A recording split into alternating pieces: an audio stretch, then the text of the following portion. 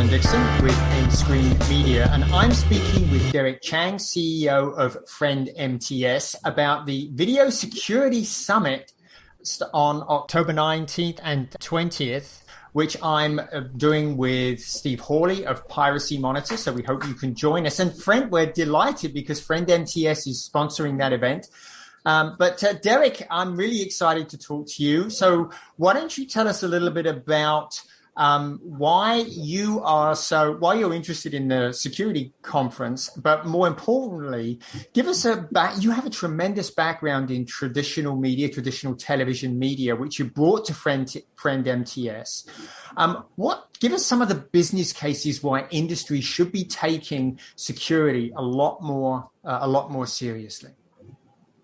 Sure. It's great to be here, Colin. I'm looking forward to the summit that, as you said, we are sponsoring. So looking forward to working with you on that.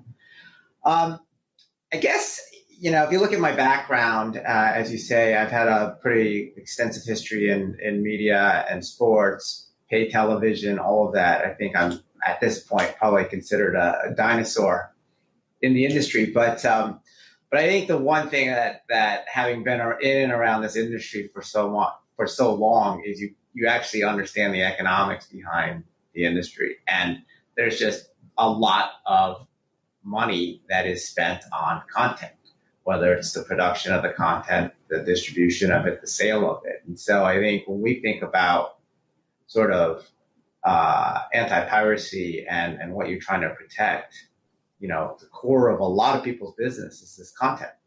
And so if you are not securing that content, that has the tendency to then sort of undermine your business and certainly the financials behind the business. And so I think that in itself is a key reason why, for me, this is so interesting, because having, again, either bought content, sold content. I think when I was at DirecTV running content there, my budget was probably, over $10 billion a year. So that was just one player, in the ecosystem. So there's tens, hundreds of billions of dollars out there in terms of content value. And so how do we sort of, why is this important? Well, again, every step of the way, there is potential for improving your business, frankly, if you can protect your content, right? I mean, this is like, a lot of people get sort of starry-eyed because they sit there and they say their eyes glaze over because it's technology and how does this work and why is it important? How do you stop it from happening? I mean, if you take it into the physical world and you sit there and you go, if you make, widgets, you produce widgets, distribute widgets, sell widgets, every step of the way, you're the production facility, you're locking that down. The trucks that you distribute it on, you're locking those. You take them to a warehouse and where you store them, you're locking those. Take them to a retail store, you sell them. That store gets locked. You've got locks, you've got security cameras, you've got alarms. I mean, the distribution electronically of content, it's no different in terms of what you're trying to do. And so where it starts to get, complicated is, I think a lot of people, different people, certainly in a traditional distribution world where you've got a content producer, owner, and then you've got a different distribution platform, there are multiple points where the content's getting handled and there's potential leakage or theft of that content. And so what's complicating there is, can any one player really unilaterally sort of change the dynamic? And it's always been a little bit challenging because of those multiple points of potential failure. And I think the other thing you deal with is within companies who handle the content, it may or may not be a priority. And it may not be a priority because people have other things to do. It may not be a priority because of what I just said. That company may not feel they on their own can actually tackle the problem, right? And so what's interesting to me about that is these companies that deal with content, and again, speaking from a DirecTV standpoint, a distribution platform, I mean, the amount of time and energy that we would spend on subscriber acquisition, subscriber retention, thinking about the percentages and basis points of how you make little movements here and there and spending millions and tens of millions of dollars on it. And all of that was a calculus because there was a financial performance that comes out of it. This is no different, right? You're paying a lot for this content. And to the extent the content's getting pirated, that's a potential subscriber that you didn't bring onto your platform, or that's a potential subscriber that you lost from your platform. Yeah. So when you think about it in those terms, I think it makes it a little bit easier to understand. And I think that the other thing that, as we go in a world of sort of corporate compliance and you go from SOX on the financial compliance side to, cybersecurity. Look, if you're an executive, if you're a board member, if you're a shareholder, you care about this stuff, or you should care about this stuff, right? It's no different than any other asset of the company that's getting diminished somehow. And if you're not sort of putting the wherewithal behind it to protect it, then that's a core responsibility of what you should be doing. So this can be very daunting, right? And I think this is why a lot of companies only sort of do the bare minimum, because the technology itself is very daunting.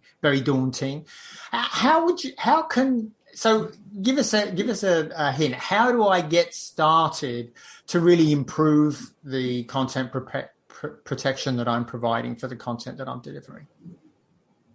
I think a part of it is a prioritization, right? And again, I think there's a little bit of this sort of, I can't solve it alone. My business partner, who may be the content owner and I'm the distributor, we need to work on it together, but we've got multiple other things that we have to work on together. So this isn't a priority. But, you take it back to like a practical life example, right? If you have a homeowners association and you've got 10 homes around a block and you're sharing a street, right? If that street starts to deteriorate, it's not any one person's problem that street is deteriorating, but it's incumbent upon all of you to get together and fix it. And do something, so this isn't a lot different than a practical situation like that. So how do I go about picking a partner to help me do that?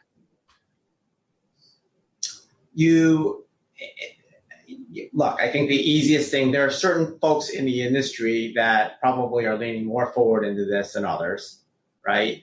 And I think they're trying. I think others need to sort of get on that bandwagon with them. And I think part of it comes through the whole discussion around the value of the content, the negotiation around what rights are being transferred and passed on, and what your responsibilities are to protect that. And that sort of, again, is a concept all the way through the ecosystem. So you're finding like-minded people. I think it's one of these things where if the momentum starts to build, and instead of everyone on the outside sort of looking in, you've got more people on the inside, then the others on the outside will start to join.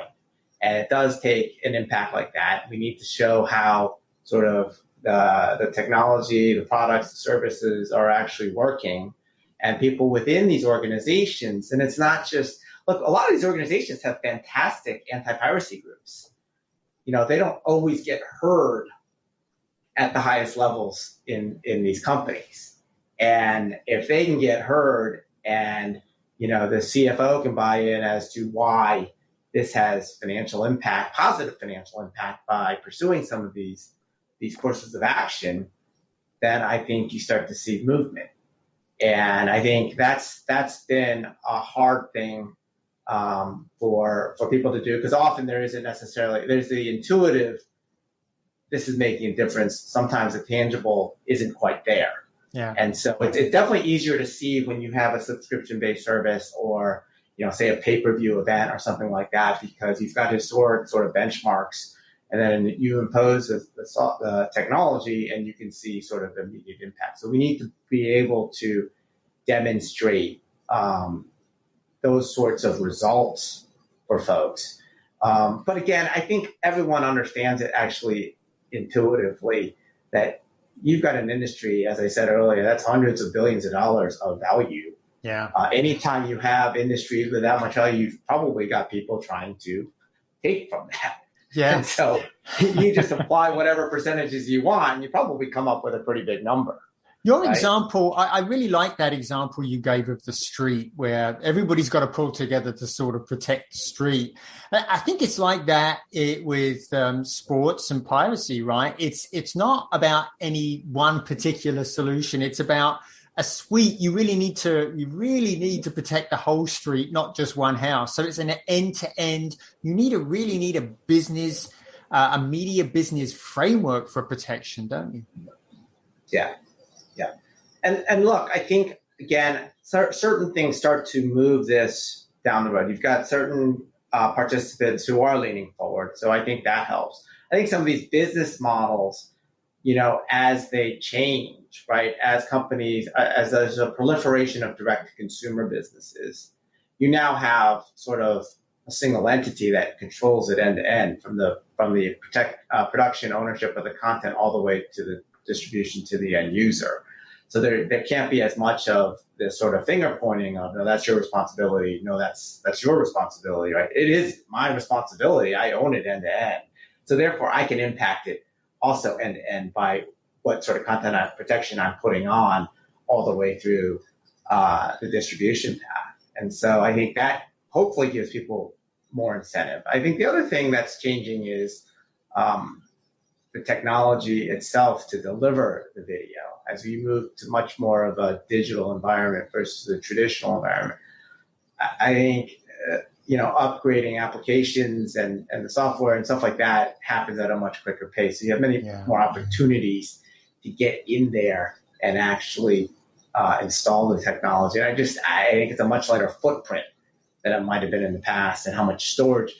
I used to have huge discussions with my engineers at DirecTV because they had only so much storage in a set-top box, and they only sort of upgraded the software every so often, and so many different competing priorities that every time you wanted a new feature, it was like an Armageddon type sort of discussion. Here, I think systems now, as we move forward, much more flexible and much more adaptable. And so I think putting the applications in there is probably a lot easier to do. Yeah. In the last minute or so here, what sort of words of advice do you have for the media industry about piracy and security? I would just say, the rate of change is happening at a much faster rate than it ever has. These business models continue to get sort of modified, evolved as we move along. You see it from all of the origination of all these direct-to-consumer businesses. And, right now everyone's hyper-focused on subscriber growth, just like we used to be in the old days in cable television and satellite. It's these D2C businesses, everyone wants sub growth. At a certain point, the business matures. And then you go to more sort of tactical measures like subscriber churn. You go to things like, where can you improve the financial performance? And this is, one significant way that you can continue to do it. So take advantage of sort of the technology and what it allows you to do in terms of the specific anti-piracy technology, but take advantage of the technological systems that you yourself are deploying to distribute the content. Because they're more flexible now, much more integratable, much easier, take advantage of these opportunities to go ahead and upgrade your systems, your anti-piracy systems at the same time you're upgrading whatever other systems you're using to deploy your content. It's a great opportunity. Yeah. And that, of course, is where FriendMTS comes in, right? Absolutely. Yeah. Well, Derek, this has been great. I can't wait to hear what else FriendMTS is up to at the security conference on October 19th and 20th. So thank you very much for talking with us. And I hope everybody will join me, Steve Hawley, and FriendMTS at the Video Security Conference. Derek, thank you so much. Thank you, Colin. Look forward to seeing you. This has been Colin Dixon with nScreenMedia.